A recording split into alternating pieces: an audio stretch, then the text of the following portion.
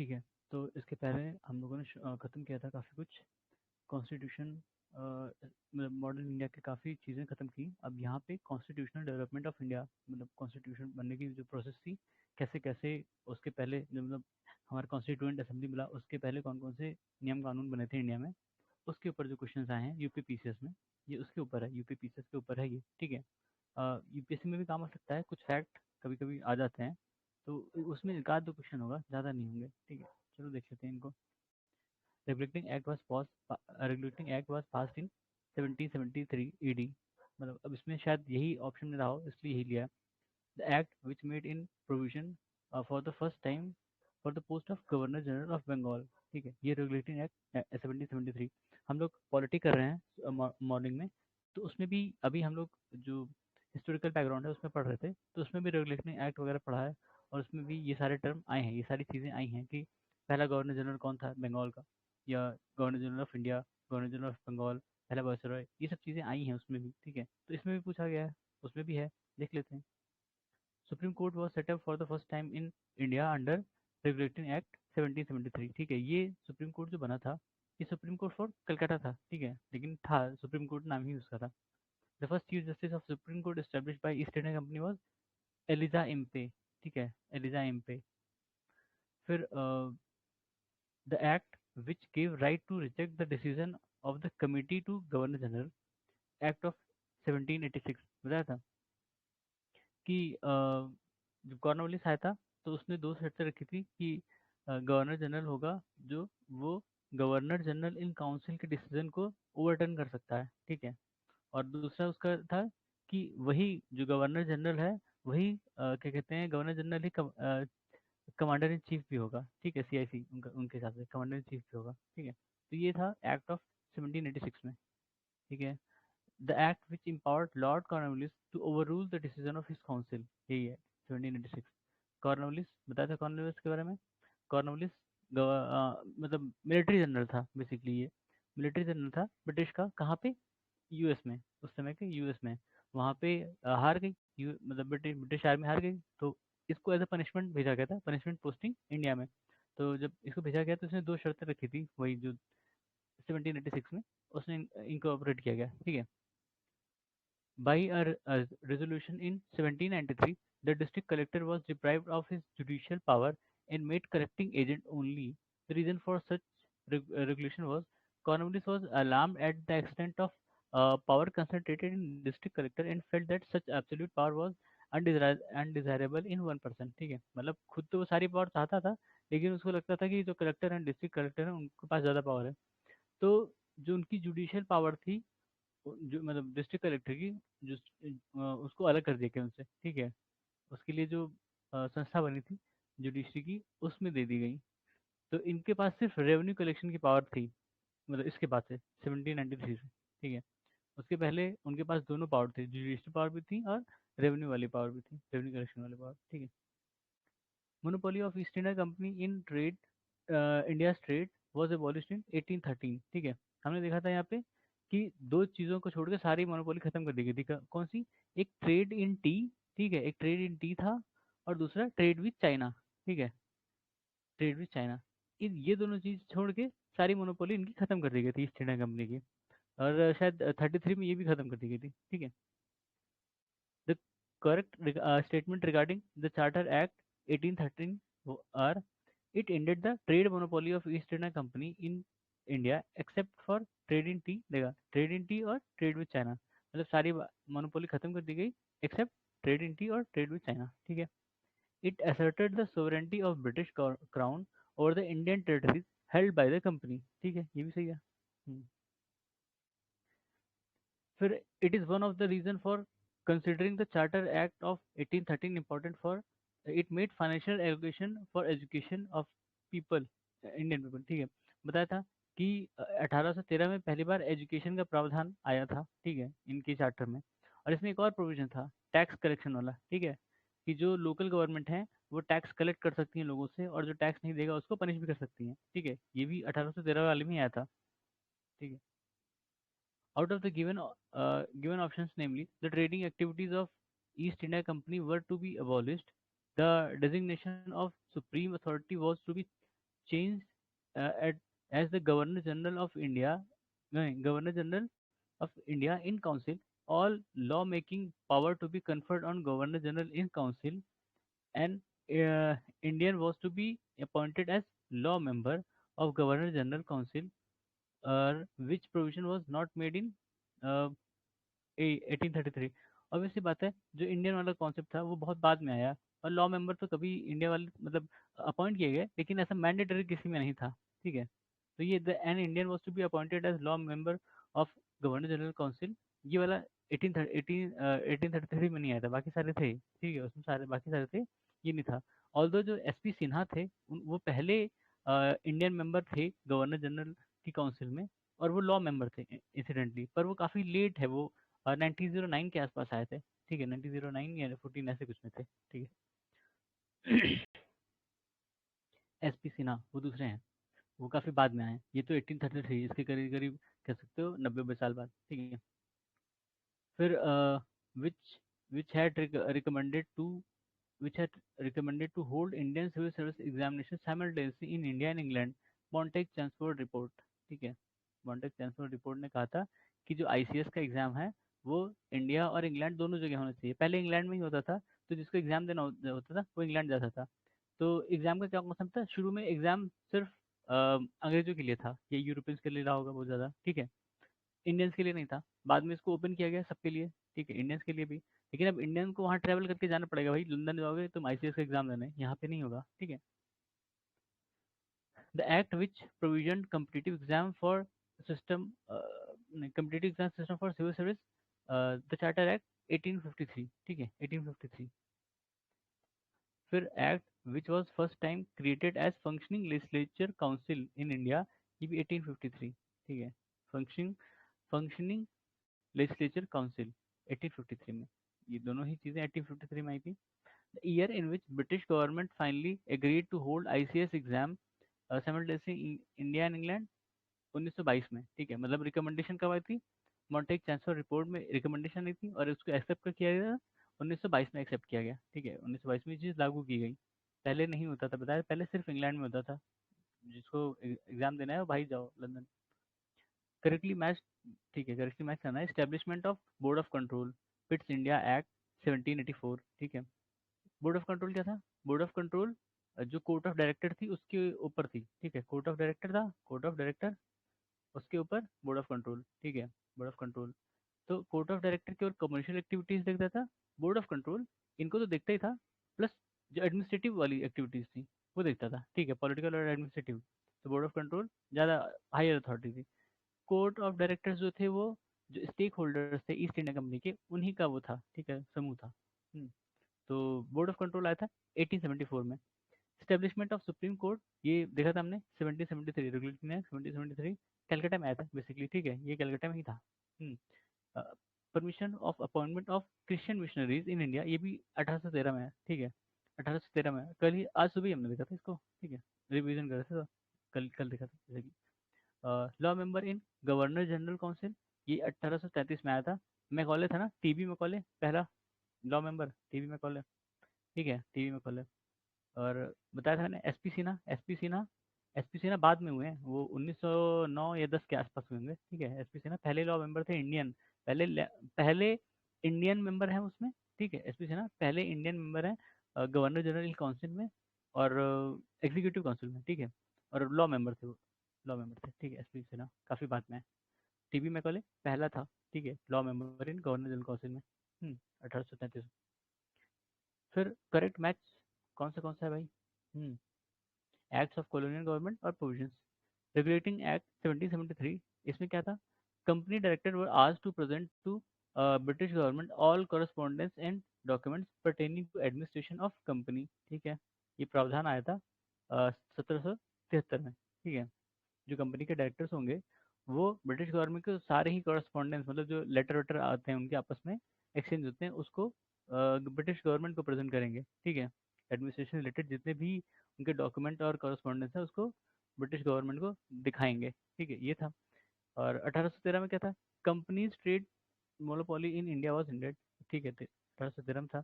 1858 में क्या था, the power of government, power of power of power to govern was transfer from East India Company to British crown. ये तो हमने देखा था, क्योंकि 1857 का विद्रोह हुआ था। ठीक है, 1857 का विद्रोह हुआ, तो उसके बाद कई सारे चीज चेंजेस आए थे। खासकर पहला चेंज तो इन्होंने ये किया कि जो एडमिनिस्ट्रेशन या कंट्रोल था वो कंपनी से हटा के खुद के हाथ में लिया, जो ब्रिटिश है। ठीक है, ब्रिटिश क्राउन ने। पिट्स इंडिया एक्ट, बाकी और भी पॉलिसीज इन्होंने इंट्रोड्यूस की थी ब्रिटिश ने, कि आप कोई एनेक्सेशन नहीं करेंगे, किसी भी जो प्रिंसली स्टेट्स हैं उनको एनेक्स नहीं करेंगे। ठीक है, वो भी उन्होंने फॉलो किया था ये वाला। खैर पहले भी कहा था, लेकिन इस बार फॉलो किया था, क्योंकि उनको लगा था कि फिर ऐसी म्यूटिनी हो सकती है। ठीक है, फिर British India act 1784, setup of board of control. बताया था बोर्ड ऑफ कंट्रोल किस लिए था, ये ब्रिटेन में हुआ था। दोनों ही चीज़ें, मतलब कोर्ट ऑफ डायरेक्टर और बोर्ड ऑफ कंट्रोल दोनों ही ब्रिटेन में ही था। ठीक है, to fully regulate the East India Company. Board of control administration या कह सकते हैं पॉलिटिक्स को कंट्रोल करने के लिए था। ठीक है, एडमिनिस्ट्रेशन या पॉलिटिक्स, जो भी पॉलिटिकल एस्पेक्ट था उस कंपनी का, उसको कंट्रोल करने के लिए था।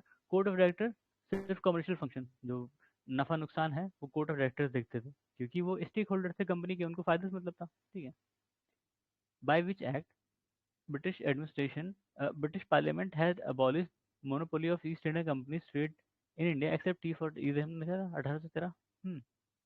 Board of control, Pitt's India act 1874 1784, British East India Company lost in monopoly of tea trade by Charter Act 1813। T trade में तो था। ठीक है, टी और इसमें तो था 1817 में, ये गलत दिखा है, शायद 33 होना चाहिए ये। ठीक है, टी टी और चाइना से ट्रेड ये रिटेन किया गया था 1813 में। ठीक है, इसमें 1817 गलत दिखा हुआ है, लॉस। ठीक है, लॉस नहीं हुआ, मोनोपोली रिटेन हुई थी। ठीक है, टी वाली। The act which transferred the government of India from East India Company to crown, ये 1858 वाले में था। फिर करेक्ट स्टेटमेंट है, under the government of India act 1858 British parliament abolish the East India Company all together and undertook the responsibility of ruling India directly. ठीक है, उसके लिए इन्होंने क्या एक ऑफिस बना था, दो ऑफिस बने थे ना। एक तो वायसरॉय बना था, वायसरॉय इंडिया में, जो क्राउन का रिप्रेजेंटेटिव था। ठीक है, वायसरॉय। और वहाँ क्या बनाया था, सेक्रेटरी सेक्रेटरी फॉर इंडिया। ठीक है, सेक्रेटरी फॉर इंडिया ऐसे कुछ था ना, secretary of state for India ऐसे करके। वो एक मिनिस्टर होता है, सेक्रेटरी मतलब उनके यहाँ मिनिस्टर होता है। ठीक है, तो secretary for state for India ऐसे करके कुछ था वो। शायद अभी हो उसमें पोजिशन। ठीक है। ठीक है, तो अब फिर उसके बाद क्या है, act which empower the governor general to issue ordinances council, Indian council act of 1861। ठीक है, इसमें ऑर्डिनेंस बनाने, मतलब गवर्नर जनरल जो है ऑर्डिनेंस बना सकता है इरेस्पेक्टिव, मतलब कहा तो था गया था कि इमरजेंसी की इसमें, लेकिन वो कभी बना सकता है। प्लस इसमें एक और चीज़ आई थी, पोर्टफोलियो सिस्टम आया था ना, पोर्टफोलियो सिस्टम 1861 में ही आया था। पोर्टफोलियो सिस्टम, पोर्टफोलियो मतलब जैसे मिनिस्ट्रीज होती हैं। ठीक है, मिनिस्ट्रीज होती हैं, मिनिस्ट्रीज होती हैं, वो सिस्टम समझ लो 1861 से आया था। हाँ, पोर्टफोलियो सिस्टम, कि जो गवर्नर जनरल की एग्जीक्यूटिव काउंसिल होगी, उसमें जैसे मान लो कि 4-5 मेंबर हैं, तो सबको अपना अलग अलग पोर्टफोलियो दे देगी कि तुम ये डिपार्टमेंट, तुम ये डिपार्टमेंट, तुम ये डिपार्टमेंट संभालोगे अलग अलग। एक पुलिस हो गया, एक रेलवे हो गया, एक जो भी हो गया। ठीक है, the act of British India which strengthen the viceroy's authority over his executive council by substituting portfolio और departmental system for cooperative corporate function, देखा ये था 1861 में। ठीक है, फिर act which empowered Indian legislative assembly to make decision on budget, Indian council act 1982 1892। ठीक है, 1892 में वो बजट पर डिस्कशन कर सकते थे। ठीक है, make discussion not decision, sorry, discussion कर सकते थे, लेकिन उसका कोई सेंस नहीं था। ठीक है, डिस्कस कर सकते हो लेकिन उसमें कुछ कर नहीं सकते फिर बदल। ठीक है, तो ठीक है, कम से कम इतनी पावर तो मिली इनको कि डिस्कस कर सकते थे। The act by which the British for the first time introduce system of indirect election in India 1892। Indirect election आया था इस समय। ठीक है, 1892 में। कैसे कि कुछ मेंबर इनको अलग अलग जगह से चुनने थे। ठीक है, अब वो मेंबर कैसे आते, तो वहाँ उन्होंने फिक्स किया कि मान लो यूनिवर्सिटी से आने हैं, म्यूनसिपैलिटी से आने हैं, तो उसमें इलेक्शन होगा ना, तब वो वहाँ से बंदा जाएगा उस काउंसिल में। ठीक है, लेजिस्लेटिव काउंसिल में। तो इनडायरेक्ट इलेक्शन स्टार्ट हुआ था।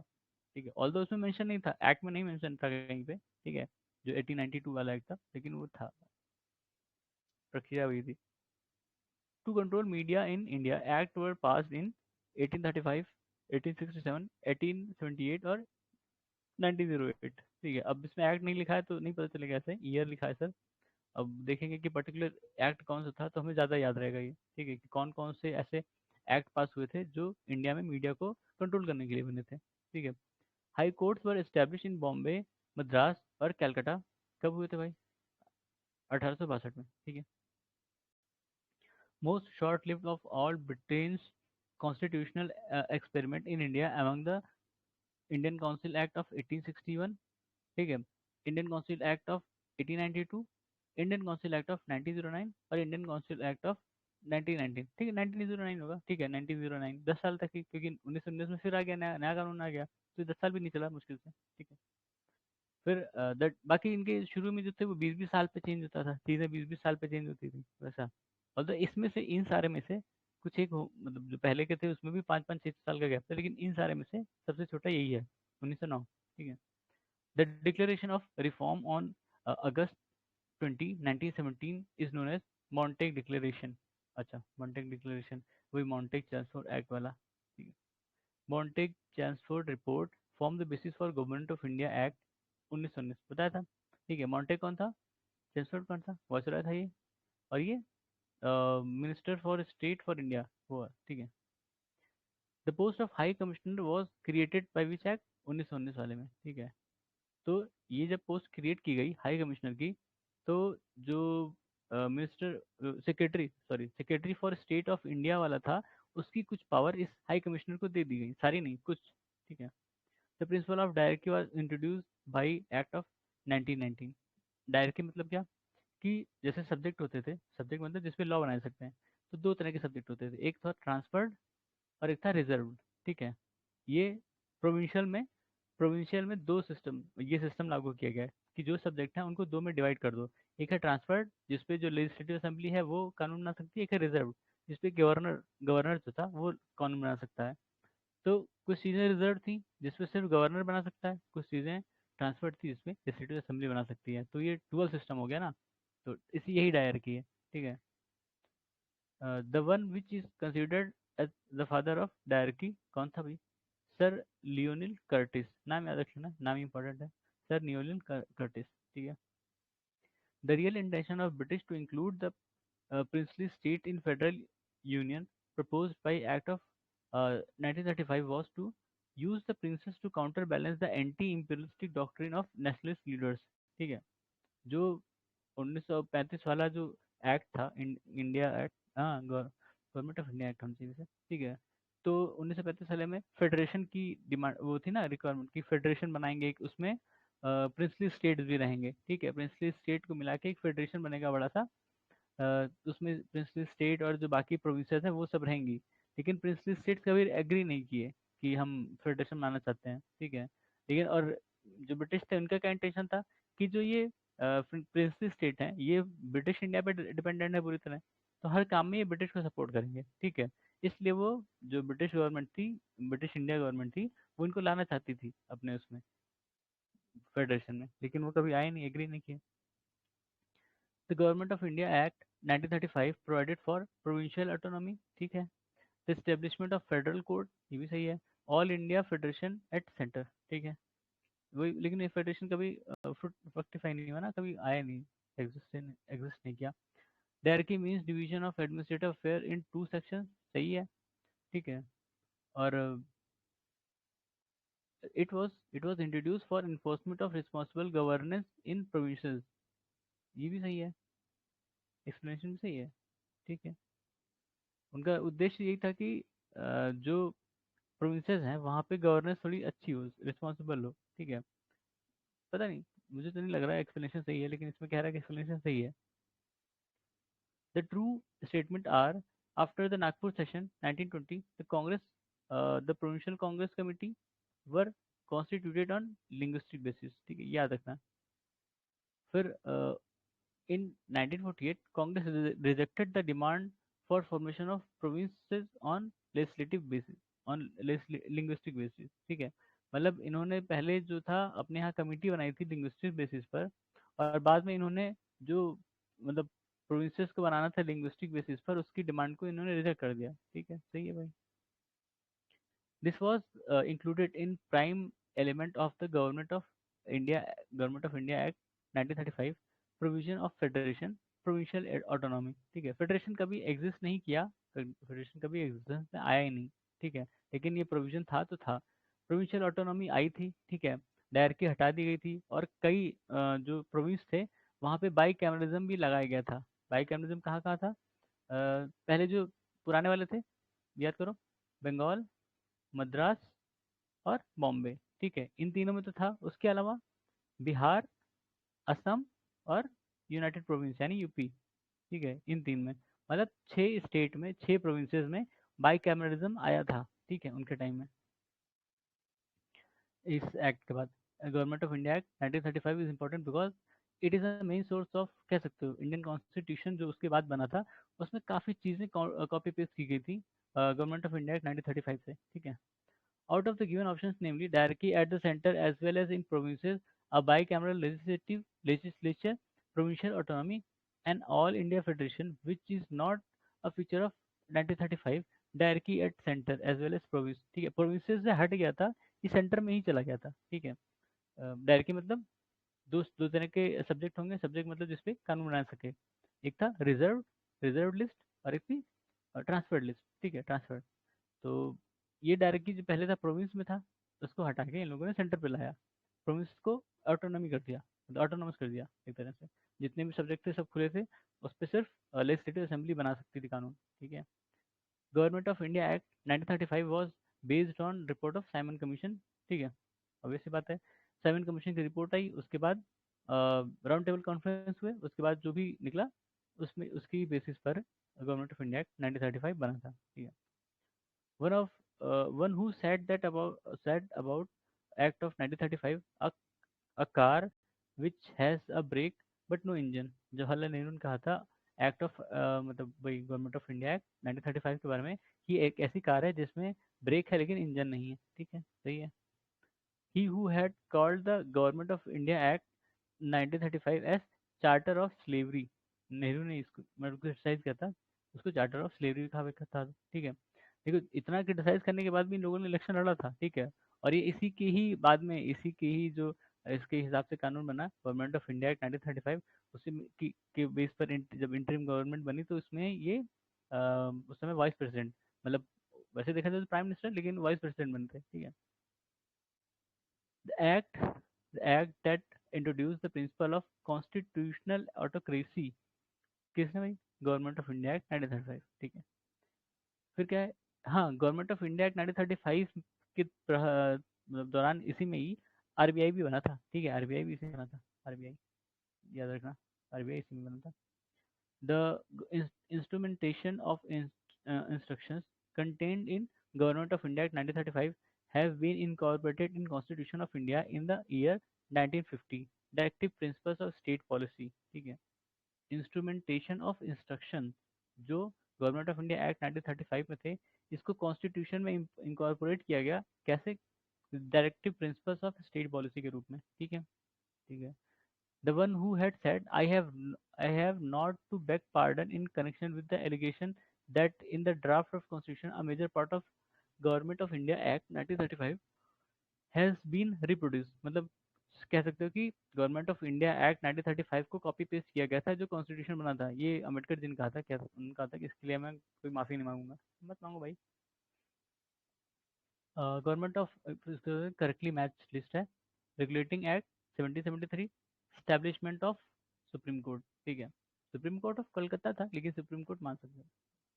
फिर government Indian council act 1909, introduction of communal electorate. Communal electorate बताया था, सेपरेट इलेक्टोरेट किसी कम्युनिटी के लिए। ठीक है, मान लो कि इसमें मुस्लिम्स को दिया गया, तो मान लो कि ये मुस्लिम कम्युनिटी है। अब ये जो नेता चुनेंगे वो अपनी कम्युनिटी से ही चुनेंगे, मतलब जो इस कम्युनिटी से लड़ना चाहता है, मतलब इस कम्युनिटी से को रिप्रेजेंट करना चाहता है, मतलब 4 लोग हैं। ठीक है, 4 लोग जो हैं वो इसी कम्युनिटी के होंगे, और इनको इसी कम्युनिटी से वोट मिलेगा। दूसरी कम्युनिटी वाले इसको वोट नहीं दे सकते। ठीक है, मान लो कि ये हिंदू हैं या कुछ और हैं, पंजाबी हैं, तो वो इसको वोट नहीं दे सकते, सिर्फ इसी कम्युनिटी वाले उसको वोट देंगे। Separate electorate. ठीक है, सेपरेट इलेक्टोरेट, इनके वोटर भी सेपरेट हैं। ठीक है, ठीक है। Government of India act 1919, introduction of dyarchy. Dyarchy कहाँ पे आई थी? प्रोविंसेस में, ठीक है, प्रोविंसेस में आई थी, सेंटर में नहीं, प्रोविंसेस में dyarchy. Government of India act 1935, provision for autonomy of provinces, ठीक है, ठीक है। फिर क्या? The session in which Indian national Congress had rejected government of India act 1935, Lucknow session 1936, ठीक है। मतलब सोचो, 1936 में लखनऊ सेशन में रिजेक्ट भी कर रहे हैं गवर्नमेंट ऑफ इंडिया एक्ट 1935 को, और 37 में इलेक्शन भी लड़ रहे हैं, ठीक है। बहुत सही, बहुत बढ़िया। In provisions of in provisions of government of India act 1935, residuary power were given to governor general. Residuary और क्या होता है कि मतलब जो चीज़ें, जो सब्जेक्ट या आइटम्स पहले डिफाइंड नहीं है कि किस लिस्ट में होंगी। पहले इस 1935 में, गवर्नमेंट ऑफ इंडिया एक्ट 1935 में 3 लिस्ट बनी थी, एक फेडरल, एक प्रोविंशियल और एक दोनों चीज़ें कॉन्करेंट, ठीक है। तो जो इन तीनों ही लिस्ट में नहीं है और उस पे अगर कानून बनाना है तो कौन बनाएगा? वो गवर्नर जनरल था, ठीक है, उस टाइम के हिसाब से। अब कौन है? पार्लियामेंट है, ठीक है। फिर government of India act 1935 abolish provincial dyarchy, ठीक है, प्रोविंशियल डायरकी हटा दी गई और डायरकी कहाँ शिफ्ट कर दी है? सेंट्रल में, ठीक है, सेंट्रल में। फिर council of India was abolish by government of India act 1935, ठीक है, काउंसिल ऑफ इंडिया, ये एक्ट जो भी था उसके पहले का, 1935 में वो हटा दी गई, गवर्नमेंट ऑफ इंडिया एक्ट 1935, ठीक है। तो इसको यहीं पे विराम देते हैं, अभी फिर इसके आगे काम शुरू करेंगे, ठीक है, धन्यवाद।